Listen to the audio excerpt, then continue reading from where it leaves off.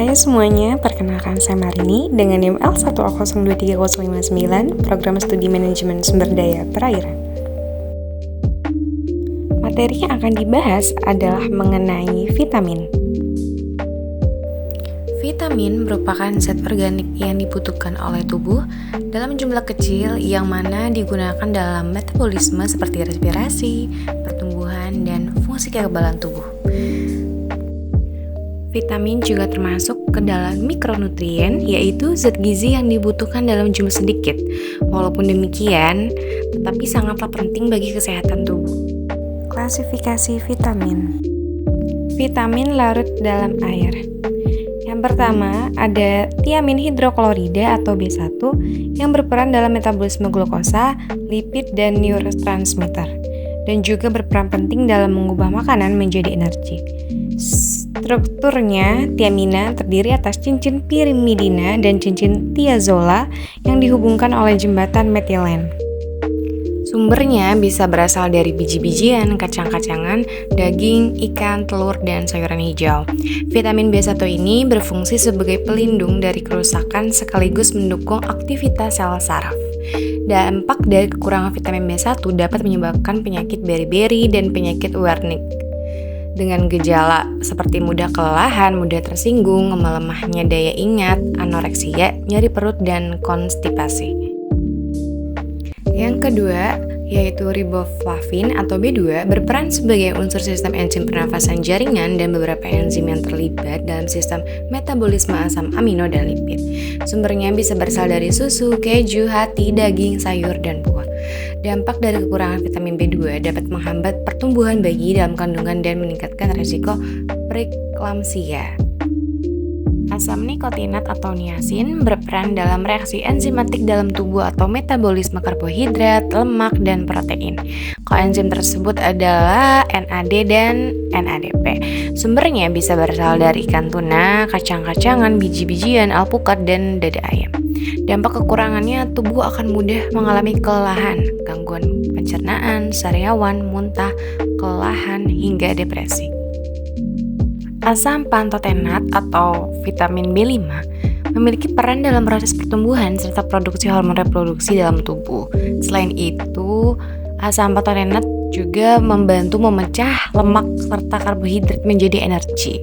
Strukturnya terdiri atas pantoat atau asam dan alanin. Sumbernya bisa berasal dari brokoli, kubis, ubi, kentang, jamur, telur, produk susu, gandum utuh, dan daging. Dampak kekurangannya bisa menyebabkan anemia dan gangguan pada kulit, contohnya ruam atau bibir pecah-pecah, dan juga dapat meningkatkan risiko gangguan otak, diantaranya seperti depresi, kebingungan, mual, anemia, hingga kejang. Piridoksin atau B6 terdapat dalam sistem enzimatik yang berperan dalam proses metabolisme asam amino yang diperlukan dalam proses metabolisme protein yang bersumber dari daging, ikan tuna, hati, telur, kacang-kacangan, dan buah.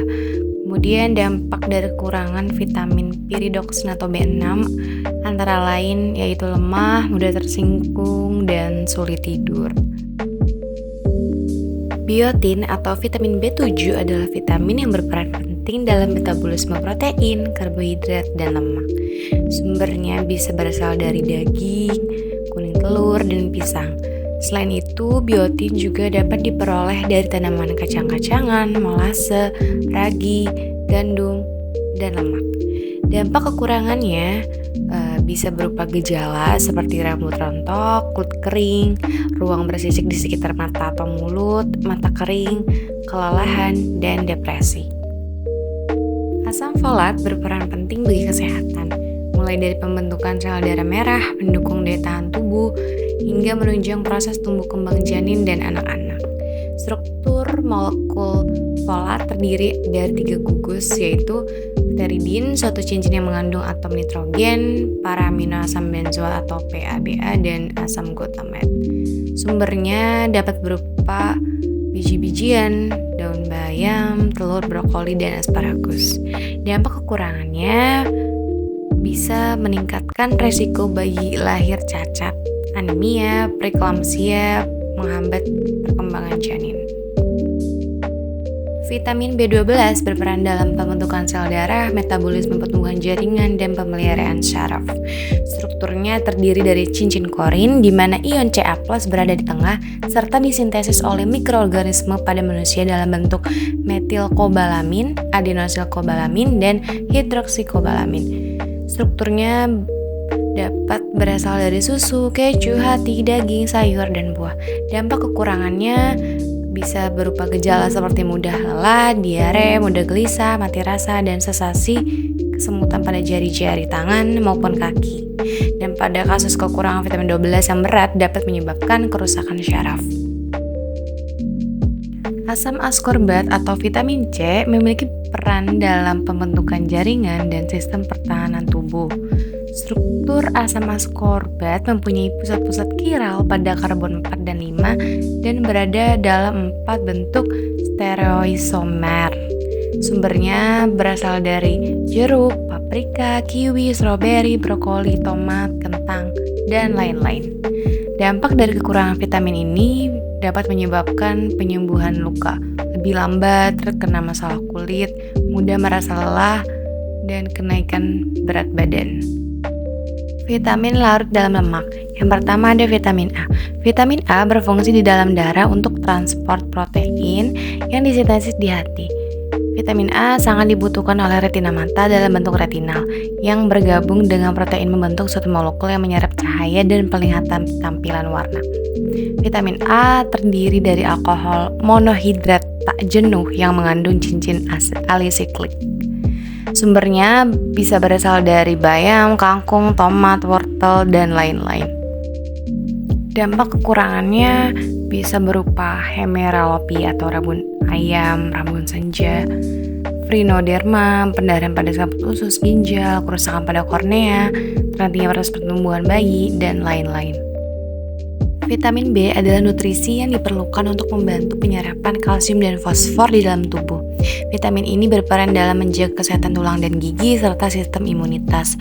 Sumbernya dapat berasal dari sinar matahari, kuning telur, susu, kedelai, oatmeal, jamur miatik, dan lain-lain.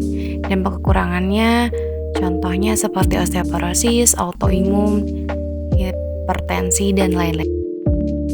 Vitamin E berfungsi sebagai antioksidan dan pelindung sel-sel tubuh dari kerusakan. Sumbernya bisa berasal dari alpukat, kacang almond, pepaya, zaitun, dan brokoli. Dampaknya bisa berupa gangguan koordinasi gerakan tubuh, lemah otot, dan kehilangan daya refleks.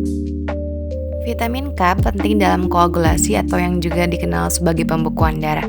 Vitamin ini berfungsi mencegah pendarahan yang berlebihan. Sumbernya bisa berasal dari bayam, brokoli, selada, asparagus, dan lain-lain. Dampak dari kekurangannya bisa berupa kehilangnya kepadatan tulang, rentan mengalami pendarahan, gangguan usus, atau saluran empedu. Nah, dalam bidang perikanan, vitamin ini sangat penting dalam menjaga kesehatan dan pertumbuhan ikan. Dapat membantu dalam proses metabolisme yang diperlukan untuk pertumbuhan yang optimal, menjaga kesehatan kulit, sirip, dan struktur lainnya, serta memperkuat sistem kekebalan tubuh ikan.